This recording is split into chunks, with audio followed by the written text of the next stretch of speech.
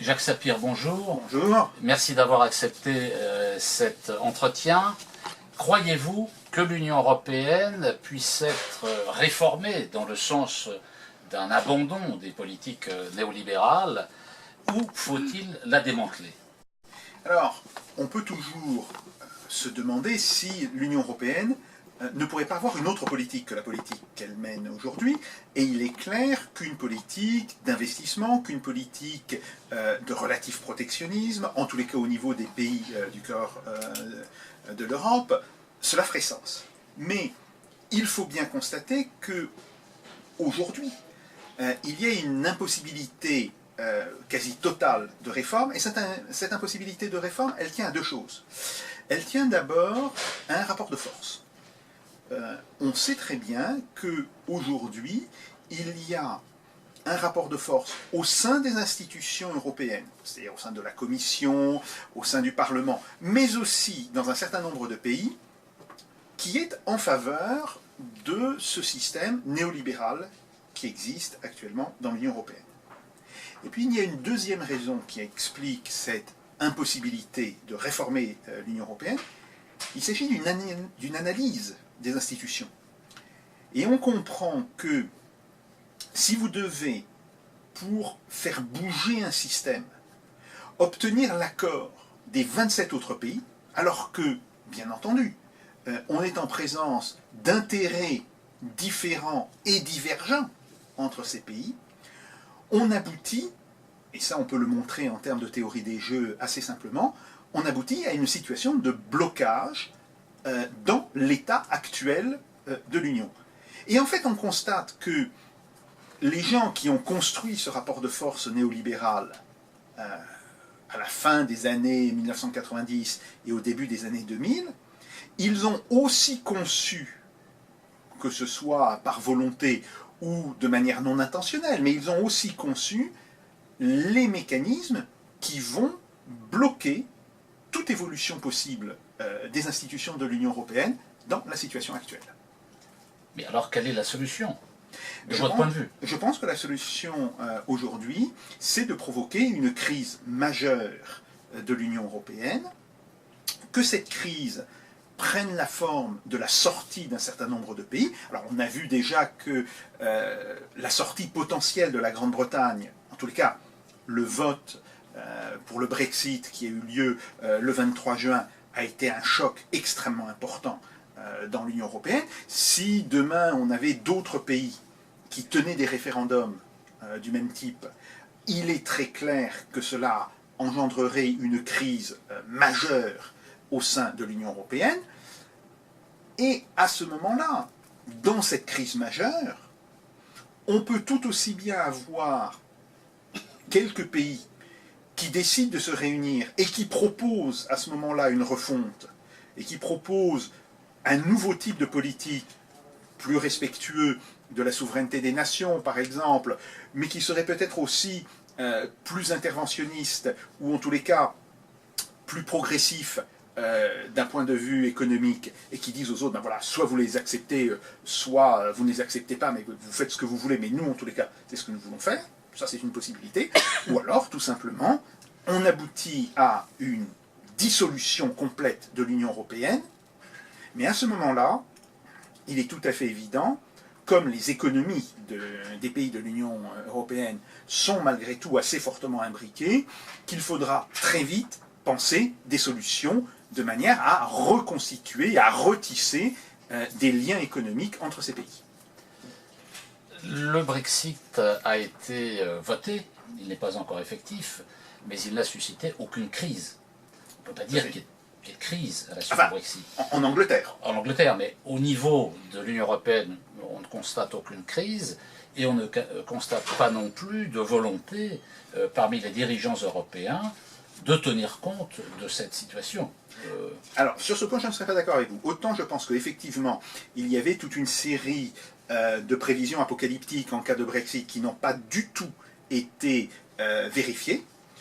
Et on voit qu'aujourd'hui, l'économie britannique, d'une certaine manière, a parfaitement digéré l'incertitude qui était liée à cette idée de Brexit. Autant, par contre, et ça on le voit politiquement, il y a désormais un espèce de très grand affolement, que ce soit dans une série de gouvernements, du gouvernement allemand, du gouvernement italien, même du gouvernement français, enfin, c'est assez clair, ou que ce soit au niveau des dirigeants des grandes institutions de l'Union européenne, la Commission, M. Jean-Claude Juncker, le Conseil européen, M. Tusk, même au Parlement européen, où il est très clair qu'aujourd'hui on a des débats qui deviennent de plus en plus violents, de plus en plus brutaux, parce que toute une série d'acteurs ont bien le sentiment que le sol est en train de se dérober sous leurs pieds. Alors, bien sûr, il n'y a pas la crise au sens politique du terme, celle qui fera certainement un jour ou l'autre les grands titres des journaux, mais on est d'ores et déjà dans une situation de crise assez nette. On le voit par exemple avec le fait que les pays de l'ancienne Europe de l'Est, ce qu'on appelle les pays du groupe de Visegrad, ont décidé d'utiliser ce qui n'était pour l'instant qu'une instance de débat entre eux comme une instance politique de manière à contester très fermement toute une série de prises de position de la France et de l'Allemagne en Europe. On peut penser qu'à la suite de l'élection présidentielle qui va se rejouer d'ici la fin du mois de septembre en Autriche, l'Autriche pourrait par ailleurs rejoindre ces pays du groupe de Visegrad. Donc, en fait, on est dans une situation de crise politique extrêmement intense aujourd'hui au sein de l'Union européenne. Cette crise n'est pas encore suffisante pour provoquer, je dirais, soit le mouvement de démantèlement de l'Union européenne, soit un mouvement de reprise en main, ou en tous les cas, le fait qu'un certain nombre de pays, par exemple les pays du groupe de Visegrad, pourraient dire, ben voilà, nous décidons de nous organiser de telle et telle manière, et puis les autres pays, ou vous suivez ou vous ne suivez pas, mais de toutes les manières, nous le faisons. Bon, on n'en est pas encore là, mais on n'en est plus très loin. Et je pense qu'il y a désormais une espèce d'incertitude qui plane sur l'avenir de l'Union européenne, et qu'un certain nombre de dirigeants de pays européens disent de manière tout à fait ouverte, qu'il s'agisse d'Alexis Tsipras, il y a eu des déclarations grosso modo du même genre qui ont été tenues par Sigmar Gabriel, par le dirigeant du Parlement européen. Bon, on sait très bien que l'Europe est aujourd'hui à une croisée des chemins, et comme elle ne peut pas évoluer de manière simple et souple, elle ne pourra aller que vers une crise majeure. Vous parliez tout à l'heure, en cas de dissolution volontaire ou involontaire de l'Union européenne et de la zone euro, que de nouvelles solutions doivent être trouvées entre les pays européens, peut-être d'ailleurs dans un périmètre différent de celui que nous connaissons aujourd'hui. Quels sont, à vos yeux, les points majeurs de ces solutions alternatives qui viendraient remplacer finalement l'Union européenne? Alors, le système, disons, de l'Union européenne. Oui, tout à fait.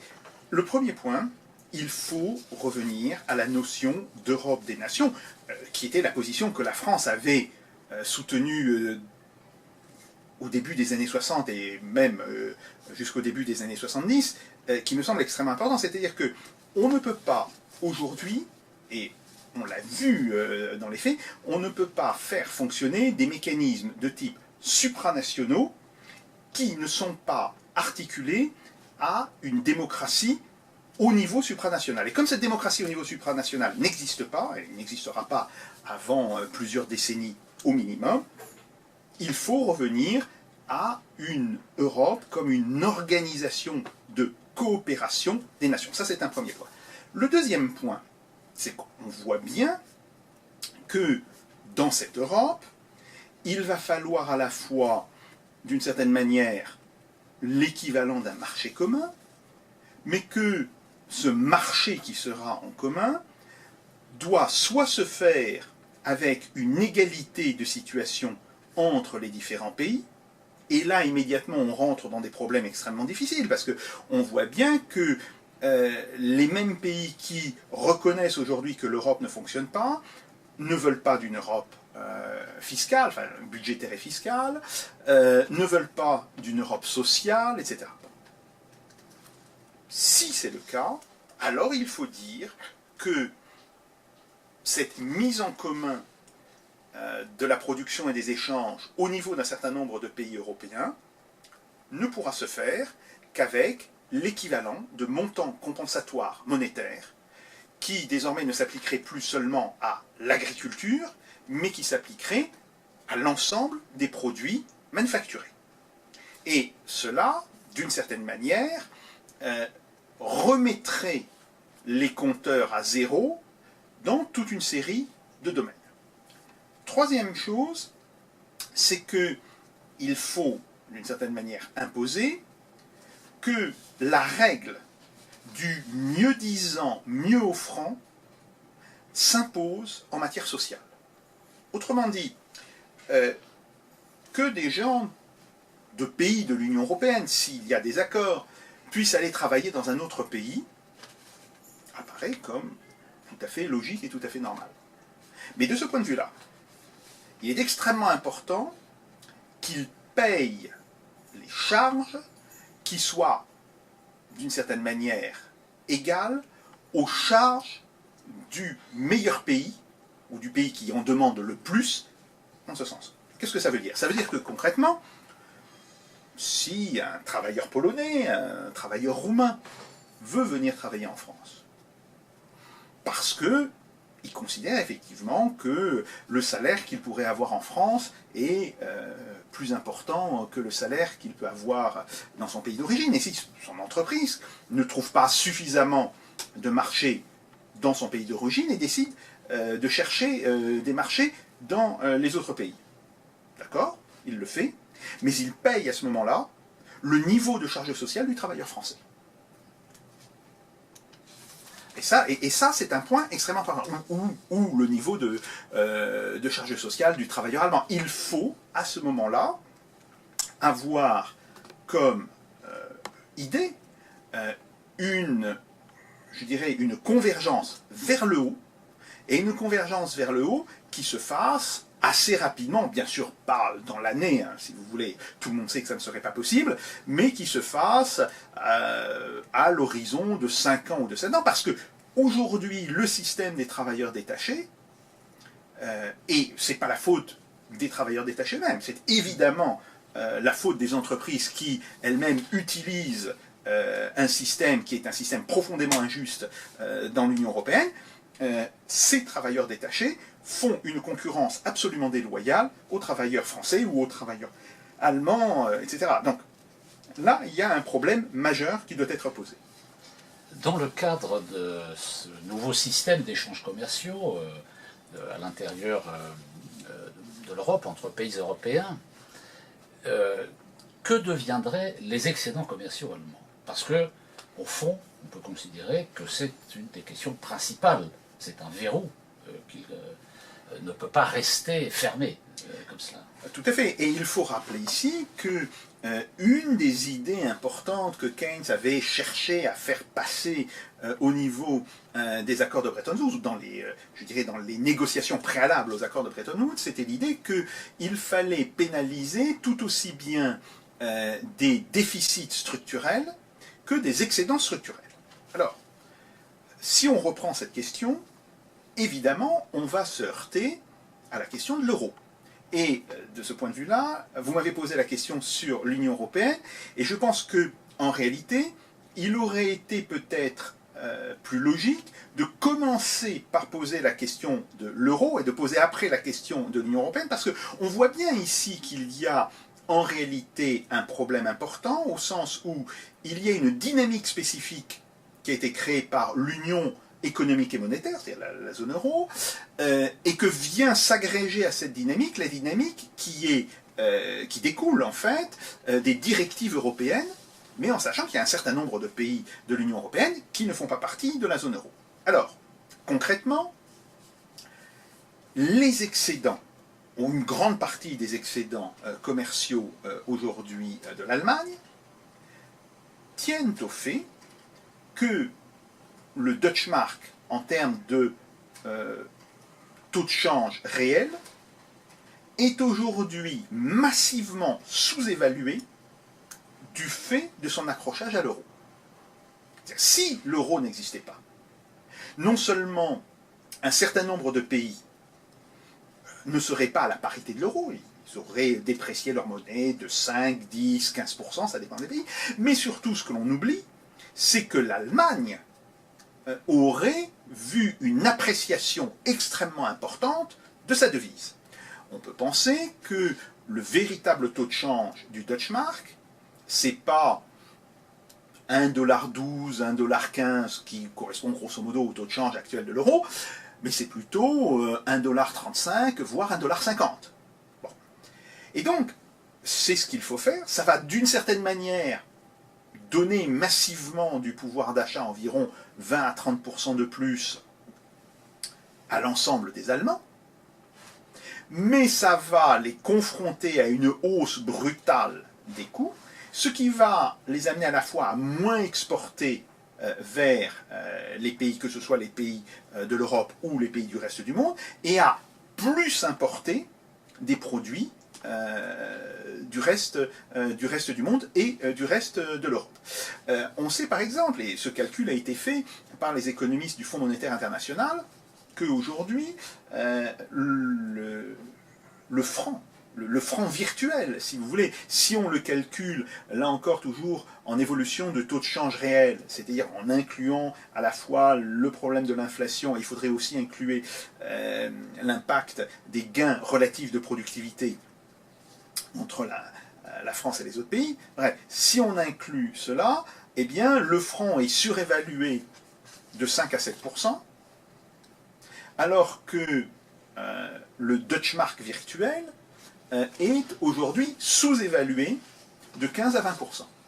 Autrement dit, vous voyez qu'on est en présence d'un écart de taux de change de l'ordre de 20 à 25% entre les deux pays. Et c'est très bien de taux de change pendant très longtemps. Ça peut exister pendant 6 mois, 1 an. Bien, on sait que ce sont des choses qui arrivent, mais on ne peut pas le tenir de manière structurelle. Ce qui fait qu'il y a aujourd'hui un nombre croissant d'économistes. Le dernier en date, c'est Joseph Stiglitz, ancien prix Nobel d'économie, mais il faut le rappeler aussi, ancien économiste en chef de la Banque mondiale, ancien membre de l'équipe des conseillers économiques du président Clinton, qui dit que aujourd'hui, l'euro est un désastre pour l'Europe, point qui est largement partagé maintenant par plus d'une centaine d'économistes au niveau international. Mais ce qu'il dit de nouveau depuis quelques semaines, c'est que pour lui, le coût des mesures qui ont été prises pour tenter de sauver l'euro apparaît beaucoup plus élevé que le coût du démantèlement de la zone. Et donc, c'est ça le problème. En conclusion, je dirais qu'on ne peut pas faire fonctionner une zone monétaire commune avec de tels déséquilibres de balance commerciale en son sein. Ou alors, il faut qu'il y ait un mécanisme de péréquation fiscale entre les pays, et grosso modo, que l'on prenne 10% du PIB de l'Allemagne pour les distribuer en Italie, en Espagne, en Grèce, au Portugal, en France, etc. Et on sait très bien que ce choc-là, ce choc fiscal-là, l'Allemagne n'est pas prête, politiquement et économiquement, à le supporter. Donc, il faut qu'elle subisse un choc de change qui sera moins violent et qui aboutirait, à travers la dissolution de la zone euro, à rétablir des parités de taux de change qui seraient plus adaptées aux réalités économiques. Merci Jacques Sapir. Voulez-vous ajouter un dernier commentaire?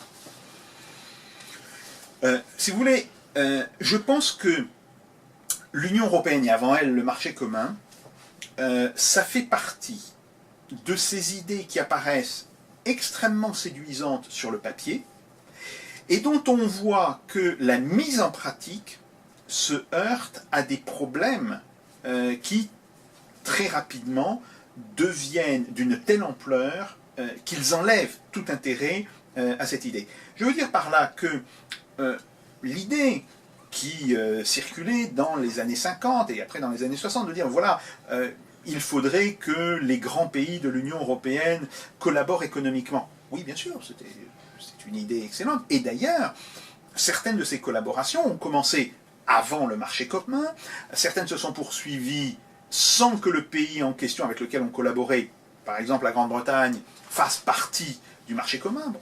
Donc, il y a cette idée de coopération et de collaboration économique entre les pays qui n'est pas liée, en fait, aux institutions économiques européennes. Mais la volonté de mettre toutes les économies, je dirais, dans un cadre qui, comme disent les Anglais, one fits for all, c'est-à-dire qui correspondent à un modèle unique qui s'appliquerait à tous. Alors qu'on sait très bien que l'histoire du développement économique entraîne des différences extrêmement importantes entre les structures économiques de ces pays. Ça ne marche pas et il faut aujourd'hui en tirer les conséquences. Merci Jacques Sapir. Merci.